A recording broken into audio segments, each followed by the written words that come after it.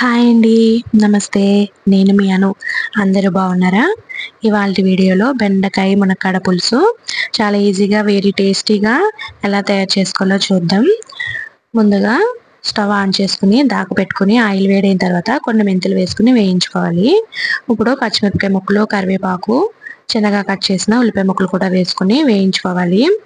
కొంచెం వేగిన తర్వాత టమాటా కూడా చిన్నగా కట్ చేసినవి వేసుకోవాలి. ఉల్లిపాయ పెద్దదైతే ఒకటి తీసుకోండి, మీడియం అయితే 2 తీసుకోండి.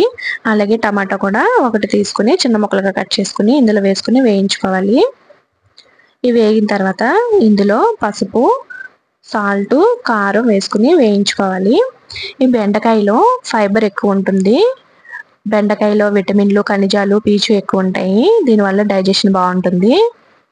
బెండకాయ తింటే తెలివితేటలు ఎక్కువ అవుతాయని, మ్యాథ్స్ బాగా వస్తాయని పెద్దలు అంటుంటారు. ఇవన్నీ వేగిన తర్వాత ఇందులో మునక్కాయలు కూడా వేసుకుని ఒకసారి వేయించుకోవాలి. చిన్న సైజు చింతపండు కూడా తీసుకుని నీటిలో నానబెట్టుకుని పక్కన పెట్టుకోవాలి. తర్వాత ఈ బెండకాయ ముక్కలు కూడా వేసుకుని ఒకసారి వేయించుకోవాలి.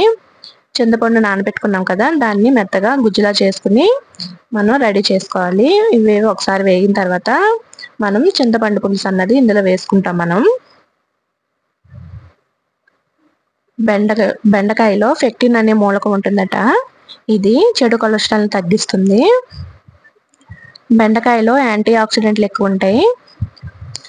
మనం చింతపండు గుజ్జు తీసుకున్నాం కదా, ఈ రసాన్ని ఇందులో వేసుకుని బాగా మరిగించుకోవాలి.